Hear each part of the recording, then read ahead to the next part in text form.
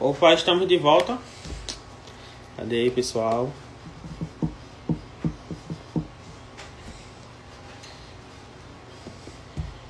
Para quem estiver vendo esse vídeo aqui depois no GTV, quando for publicado, aí essa daqui é a segunda parte da nossa live sobre a conversão, né? Dando sequência à série sobre a ordem de salvação.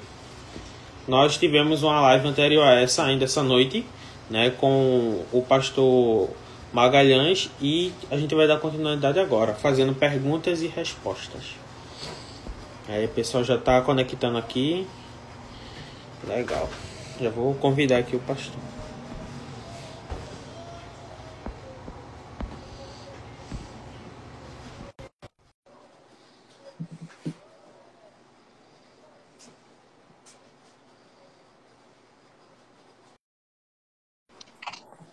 Pois é. Opa! Voltando. Estamos aqui. Pessoal, eu já vou sinalizar aqui para o pessoal que se alguém fez alguma pergunta na live anterior e não foi respondido, aí manda aqui de novo nessa aqui, porque não deu tempo não da gente responder na outra. Aí pode mandar aqui a pergunta novamente, enquanto eu vou ler algumas aqui para o pastor. Vamos lá. A primeira. Vamos devagar. Como posso... Tá certo. Devagar. Como posso saber se fui convertido verdadeiramente? Essa é uma pergunta muito... Deu sim. Tá conseguindo me escutar? Tô sim. Tá conseguindo? Essa é uma pergunta muito interessante. Como eu posso saber se de fato fui convertido? Olha, nós recebemos essa ação de Deus em nossa vida e ela gera em nós frutos. Fruto de arrependimento, fruto de mudança, fruto de anseio pela palavra, fruto de busca por Deus. Nossa vida, ela é transformada. Agora, do ponto de vista bíblico, como é que eu posso saber se eu fui convertido? Eu posso entender que a palavra de Deus nos apresenta que o Senhor Jesus morreu por nós. Voltando um pouquinho, que todos nós somos inclinados por mal, somos pecadores, nascemos em pecado. Davi vai dizer: em pecado me concebeu a minha mãe. Antes que eu nascesse, eu já era pecador. Ponto pacífico. Eu gosto muito de uma historinha real, uma história da vida real. Quando o meu filho mais novo, Eduardinho, nasceu, eu fui assistir o parto. E depois do parto, a médica colocou ele nos meus braços. E ele bem pequenininho, aquela bolinha nos meus braços, eu olhei para ele e disse assim: tão pequenininho, fez mal a ninguém, não sabe o que é fazer mal, não conhece a maldade. Esse menino é bom. Daqui a pouco eu dei aquele salto e disse: epa, ele não é pecador pelo que faz, ele é pecador pelo que é. Nós somos essencialmente pecadores. E o que é a conversão? A conversão é a mudança dessa vontade ou dessa inclinação para o mal, para a gente seguir o caminho que Deus propõe. Quando é que eu sei que eu sou convertido? Quando o Espírito Santo incomoda meu coração, porque ele está dentro de mim. Nas palavras do reverendo Caio Fábio, em um livro muito antigo, o Espírito Santo é o Deus que habita em nós. O Espírito Santo é o selo. Assim como a carta recebe o selo, e esse selo não pode ser retirado, e esse selo é a garantia de quem emite, esse selo é a garantia de quem taxa, é a garantia cartorária de que aquele documento é verdade. Assim é o Espírito Santo em nós. E o Espírito Santo, ele nos inquieta, ele nos incomoda, ele nos faz tremer quando nós caminhamos para longe da vontade de Deus. Um dos grandes termômetros para a gente saber sobre a conversão é qual o sentimento que a gente tem quando se aproxima do pecado. O crente, o cristão, o servo, o convertido, ele peca. E ele até, em algum momento, ele se anima com o pecado. Mas há um momento em que Deus bate no ombro dele e diz assim: ei, rapaz, eu não te criei, não te chamei, e não dei meu filho para morrer por você, para você estar vivendo essa miséria de vida que você está vivendo, não. O Espírito Santo é quem inquieta o nosso coração, é quem nos convence. Lembra? Do pecado, da justiça e do juízo. Então, essa é a resposta à pergunta. É a presença do Espírito Santo em nosso coração que nos dá a certeza que nós somos convertidos. Amém. Outra pergunta. O crente tem a capacidade de converter-se por si só? Vou fazer uma pergunta em cima dessa pergunta, tá certo? Eu sei que é falta de educação responder uma pergunta com outra. Mas, maeuticamente, didaticamente, eu vou fazer uma pergunta para responder essa pergunta. O morto, ele escolhe, depois de morto, que roupa vai usar? Não. O morto, ele reclama o cheiro ou o odor que está no seu entorno? Não. O morto, ele não faz nada, sabe por quê? Morto não anda, morto não fala, morto não come, morto não reclama, morto não se manifesta, morto não esperneia. Nós somos mortos em nossos delitos e pecados. A Bíblia diz que nós estamos mortos e que o único ganho que a gente tem, o único salário que a gente tem é a morte.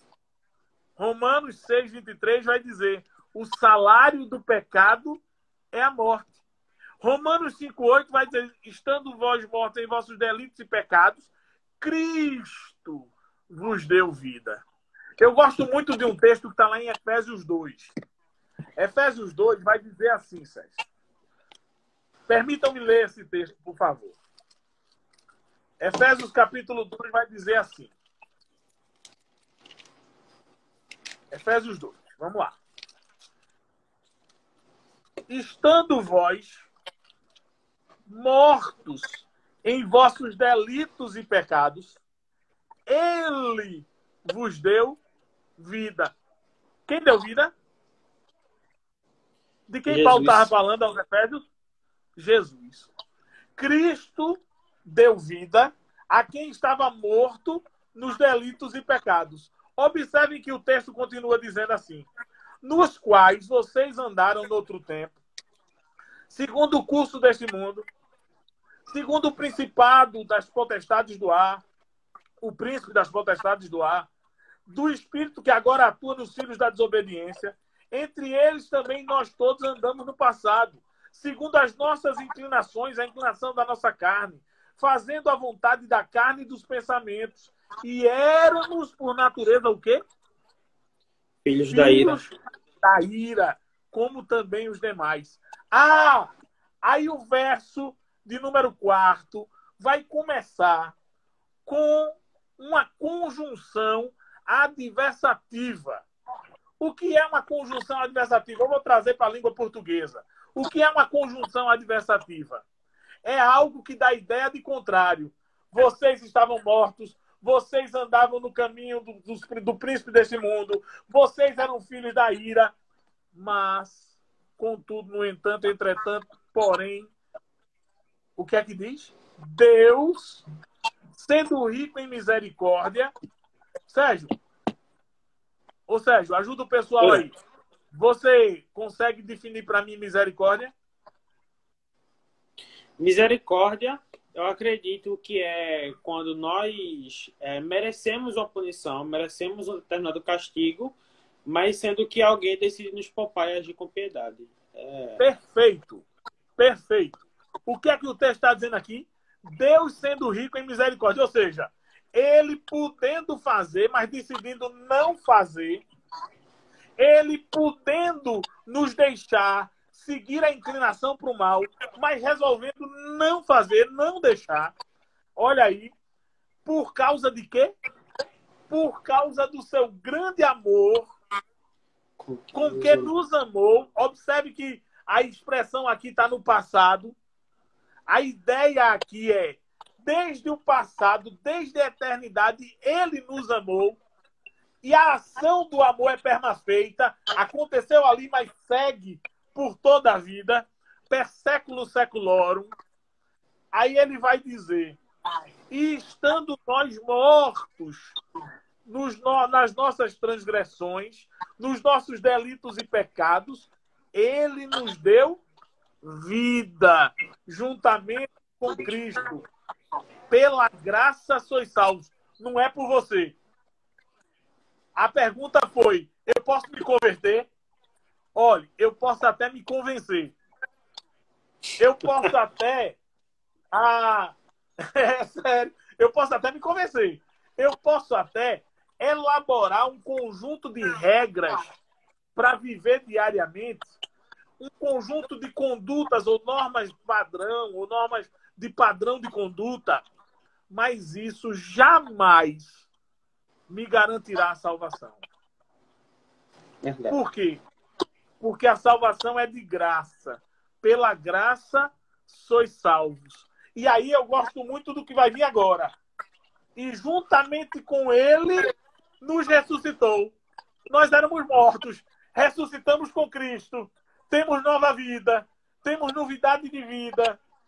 E com ele nos fez assentar nas regiões celestiais em Cristo Jesus. Por que Deus fez isso? Para mostrar nos tempos vindouros a suprema riqueza da sua graça. Observe que Deus é rico em misericórdia. Observe que Deus é rico em amor. Observe que Deus é rico em graça.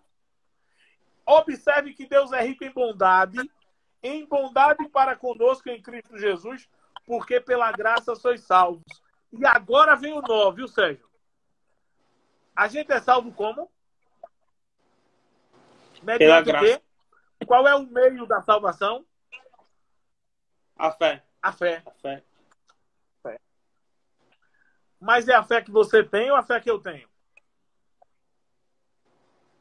Nenhuma, nem Como outra. assim? Nem é a fé que eu tenho, nem é a fé que você tem que vai salvar. Observe que o texto vai dizer, mediante a fé, e isto não vem de você, não vem de vós, é dom de Deus.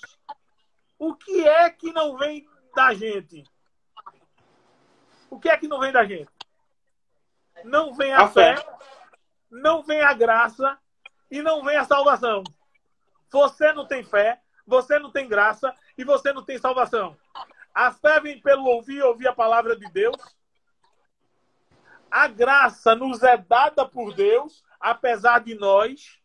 E a salvação foi conquistada na cruz do Calvário por Cristo Jesus. E nos é entregue ou outorgada pela vontade dele.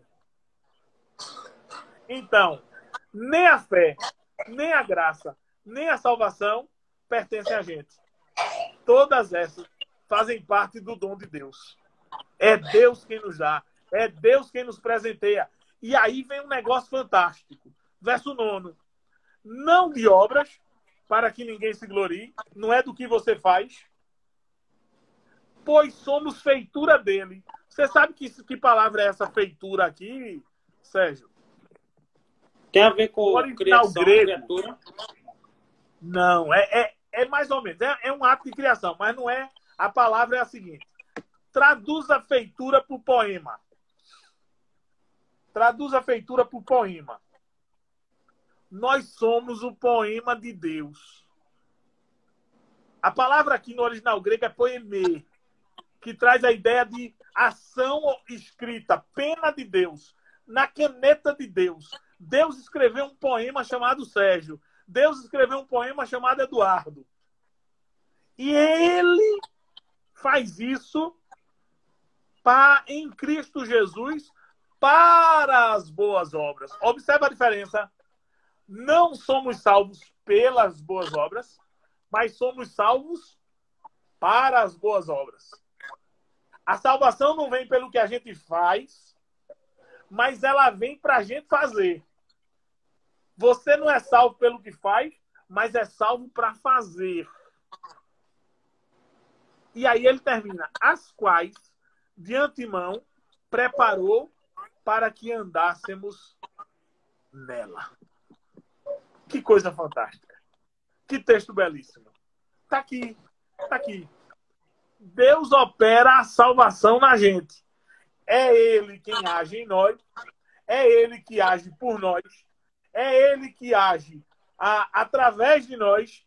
E é Ele quem age para que nós possamos agir em favor dos outros. Fantástico. Diga mais, Sérgio. O pastor Fabiano aqui, ele colocou. E como se explica os religiosos que crê e têm fé? Veja, eu vou usar uma cacofonia aqui. Uns fedem mais, outros fedem menos. Certo? Mas todo mundo tem fé em alguma coisa, Sérgio. A fé é algo inerente ao ser humano. Agora, a fé genuína, a fé salvífica, a fé regeneradora, essa é dada por Deus. Ou você não acredita que o cara que sai de joelhos... Eu moro aqui no bairro dos Aflitos, pertinho da Avenida Norte, e todo 8 de dezembro eu fui pastor em Nova Descoberta, em Casa Amarela, por alguns anos. Fui pastor em Bibiribe por mais de uma década.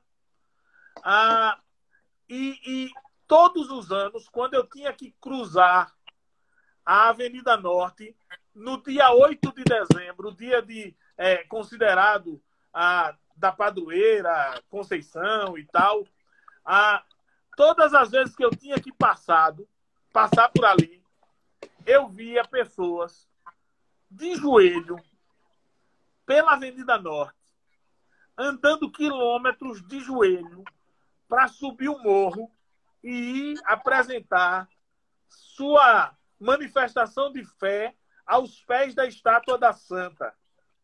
Eu vou dizer que um cara desse não tem fé? Não, ele tem fé. Agora a fé dele não é regeneradora. A fé dele não é salvífica. A fé dele não é genuína. O cara que toda quarta-feira e todo sábado joga na loteria e fica com um bilhete na mão, esperando para ver os números. Esse cara não tem fé? Tem fé, mas ele tem fé naquilo que não é capaz de lhe salvar. A salvação não vem pela minha ação, seja ela em que nível for. A salvação é dada por Deus, é dom de Deus. Amém. Outra pergunta aqui. Posso ser convertido sem me arrepender? Difícil, né? Presta atenção. O que é a palavra conversão? A palavra conversão, ela dá o sentido claro de uma volta naquilo que eu fazia. Eu andava numa direção e agora eu vou andar no sentido contrário. Metanoia é a palavra grega para conversão. Mudança completa, radical, profunda. Como é que eu mudo sem me arrepender? Como é que eu posso me converter sem convencer-me dos meus pecados, dos meus erros? A resposta pode ser a seguinte: eu posso ser convertido, me arrepender e ainda assim pecar? Pode. Por quê? Porque a conversão não é garantia de que nós estamos perfeitos. Daí você vai ter aqui na Terra o processo de justificação, depois aquilo que o homem participa diretamente, que é a santificação. Deixa eu abrir logo o verbo. Na ordem dos salutis, a participação do homem só se dá na santificação. No resto, tudo foi Deus que fez. Até o arrependimento e a fé. Oi? Até o arrependimento do homem e a fé que o homem vai ter, tudo isso é Vem obra de Deus. Agora, a conversão e o processo de santificação, obviamente, como diria o Matuto, óbvio. Eu tenho um amigo Matuto que diz assim, é óbvio. Então, é óbvio que na conversão o homem exerce seu papel. Veja, Deus regenera e o homem atua respondendo ao que Deus fez. Nesse sentido, sim, o homem participa. Agora, não é ele quem regenera, não é ele quem escolhe, não é ele quem chama, não é ele quem justifica, não é ele quem glorifica. Deu para entender isso aí? Ficou claro? Sim. Porque quando eu falei sobre santificação, é bom lembrar que nos processos pós a conversão, pós a regeneração, o homem só participa da santificação. E no processo de regeneração, conversão, que é algo que pode acontecer no mesmo ato ou no processo, eu vi uma pergunta aí que talvez viria lá na frente, eu já estou respondendo. Tanto ela se dá no ato quanto no processo. Tanto há aquela conversão radical, quanto há aquela conversão passo a passo, dia a dia. E Deus vai operando conforme a sua vontade. Diga aí, Sérgio. Próxima pergunta. Aqui, eu ia fazer um aqui, que era se o homem ainda pode pecar após a conversão, mas o senhor já respondeu. Se o homem ainda pode pecar, deixa eu dizer uma coisa a ela. Deixa eu dizer uma coisa a quem fez essa pergunta para ficar bem claro isso aí. Nós somos pecadores redimidos. O que isso significa? Que nós pecamos, continuamos pecando e que Deus já nos salvou e continua nos salvando. Aí a pessoa vai dizer, como é isso, pastor? É que há um processo que vai acontecer. Qual é o processo? Primeiro, eu era um pecador perdido. Deus me alcança e eu passo a ser um pecador redimido. Mas eu continuo pecando. Ah, mas o que Cristo fez foi nada mais, nada menos do que pagar o preço do meu pecado. E esse meu pecado vai passar a inexistir quando eu for levado por Deus para a glória eterna. Hoje, eu peco e sofro as consequências do pecado aqui.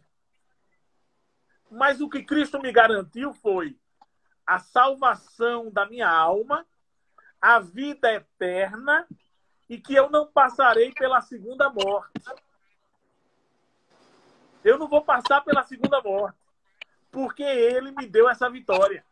Eu continuo pecando porque continuo sendo homem, continuo inclinado para o mal, continuo tendo uma natureza pecaminosa terrível. Lembra-se do apóstolo Paulo? O apóstolo Paulo tem uma cena que eu acho fantástica. Ele chega a viver uma esquizofrenia frenética. O mal que eu quero fazer, eu faço. O mal que eu não quero fazer, eu faço. O bem que eu quero fazer, eu não faço. Peraí. Eu não quero fazer o mal e faço. Eu quero fazer o bem e não faço. Paulo entrou em parafuso. Por que isso? Porque nós continuamos inclinados para o mal. Agora, é aí onde a teologia chama do já e do ainda não. Já somos salvos, mas ainda não somos plenamente libertos da condição do pecado. Cristo nos salva, Ele nos salva, perdoando os nossos pecados, nos livrando da culpa do pecado e nos livrando do cometimento de pecados quando estivermos na eternidade. Cada passo é dado a seu tempo. Certo? Isso daí que o senhor me falou também me lembrou, né, uma percepção que a gente pode ter da morte na Bíblia, que é sobre a morte física e a morte espiritual, né?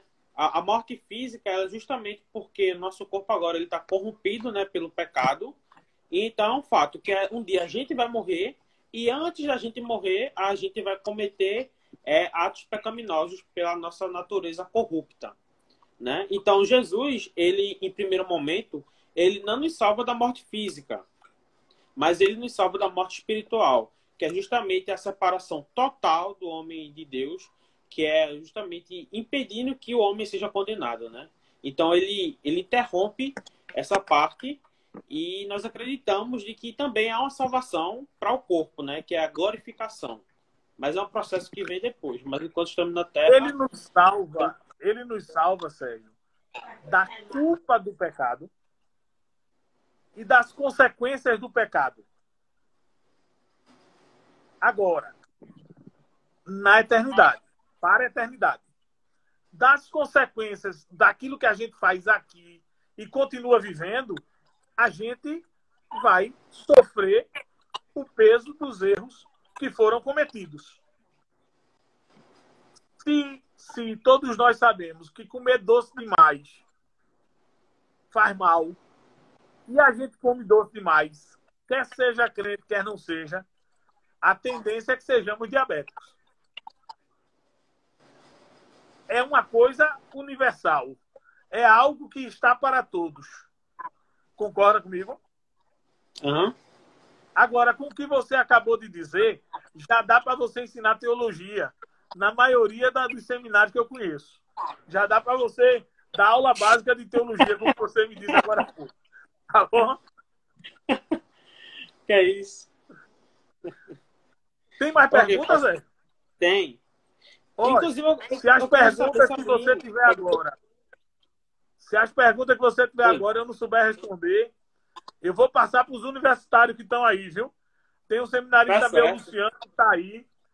Tem os pastores que eu já vi transitando aí, Fabiano, a Fábio, Gaspar, eu já vi Anderson. Se eu não souber, eu passo para eles, viu? Tá ok. A outra pergunta é: está correto o ditado Deus ajuda aqueles que se ajudam? Veja, eu vou responder de um jeito bem tranquilo. Sim e não. Por que sim? Porque Deus ajuda do ponto de vista da vida, da dinâmica da vida, do dia a dia, dos afazeres, das escolhas. Deus ajuda quem se ajuda. Nesse sentido. No sentido da salvação, não. Porque não existe ajuda humana. Você chega para mim e diz assim, olha, vamos hipotetizar. Sérgio, você estuda? Sim. Estuda, você faz o quê? Atualmente eu estou na faculdade de Educação Física. Pronto. Educação Física. Você fez o Enem ou fez o vestibular, não fez? Fiz. Não fez? Uhum. Você conhece alguém que passou tendo ficado em casa dormindo e só pedindo a Deus, Deus, me ajuda? Não. Não. Você teve que fazer a sua parte. Mas aí é uma realidade da dinâmica da vida. Na dinâmica da vida, nós temos que fazer a nossa parte. Você tem que estudar, porque aprendizado não vem por meiose. Aprendizado não vem por osmose. Aprendizado não vem por Legibi. Aprendizado não vem por página de WhatsApp, por tela de WhatsApp. Você tem que fazer a sua parte. Agora, para a salvação, não. Para a salvação, nós não podemos fazer coisa alguma, porque nós somos mortos nos nossos delitos e pecados. Somos inclinados para o mal. Nós somos aqueles que recebem como paga pelo pecado a morte. Deus vem com sua graça, texto de Efésios 2, volto a repetir, que nós lemos aqui, e Ele nos dá vida. Ele nos dá vida. Nós não buscamos a vida. Ele nos dá a vida. Está ficando mais difícil responder essas perguntas, não? Mas, se bem que não estou recebendo mais nenhuma pergunta e nem acho que eu tenho rapaz, preparado. Que coisa boa, Sérgio. Que coisa boa, rapaz. A menos que alguém queira mandar mais alguma pergunta aqui. Mas... eu espero que não. Até agora eu já respondi o que sabia. Talvez daqui para frente o aprendizado tenha sido já todo colocado para fora. Mas foi bem completa mesmo essa live da gente. Tanto a exposição bíblica que o senhor fez na primeira, né? Sobre contando a conversão de Zaqueu, foi bastante completa. E essas perguntas e respostas também. Se tem alguma dúvida aí, eu acho meio difícil, porque foi bastante, como é que eu posso dizer? Expositiva não, explicativa, né? Foi bastante completa mesmo essa live da gente. Eu tô gostando muito. Alguém tá fazendo uma pergunta aqui, ó. Tá fazendo? Qual o papel da igreja? Qual o papel da igreja na salvação, né? Na salvação? Nenhum. Nenhum. Nem igreja, nem ninguém. Só Deus. Agora, talvez a pergunta que o Fabiano esteja tentando fazer aí, eu acho que sim, é qual o papel da igreja quanto ao anúncio da salvação.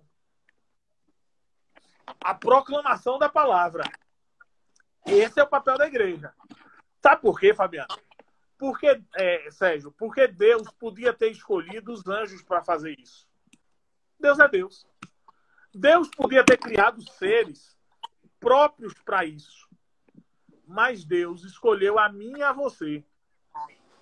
Deus escolheu você e eu. Nos fez irmãos adotivos em Cristo e disse para a gente que era a gente que tinha o papel de ser a comunidade dos eleitos, sal da terra e luz do mundo. A igreja, ela tem o papel de anunciar o evangelho e de viver o evangelho anunciado. Agora, quanto à salvação, a igreja não tem poder de interferência nenhum. Certo. Deixa eu ver aqui. Rapaz, não vem mais não, tá bom. Não tem mais não. Então acho que a Sérgio, gente já pode encerrar. Menos se o pastor quiser complementar alguma coisa, mas foi bastante claro já. Tá joia. Eu não vou criar mais problema não, tá bom? Obrigado, Fábio. Isso daí que o pastor falou agora, né? Os agradecimentos ao Senhor é o que eu faço também, tanto eu como o Sérgio, membro da UPA Sucupira, e também falando pela igreja da gente. Foi muito edificante essa live e gostei muito de ter participado dela com o senhor. Foi muito top mesmo, foi muito legal. Tá joia, Sérgio. Que bom, viu? Eu que agradeço. Me coloco à disposição de vocês. Reverendo Fábio sabe, o pessoal de Sucupira sabe, pelo menos os mais antigos, do carinho que eu tenho pela igreja de Sucupira. Eu tive o privilégio de pregar na igreja de Sucupira a primeira vez, ainda com o reverendo Exildo Potes Vale. Isso tem muitos anos já. Quase 30 anos, ou mais de 30, eu era adolescente. Eu era presidente da UPA, da Federação de UPAs do Presbitério. Aliás, da Confederação de UPAs do Sínodo. E houve um congresso em Sucupira, e eu preguei a primeira vez em Sucupira nessa época. O reverendo Exildo.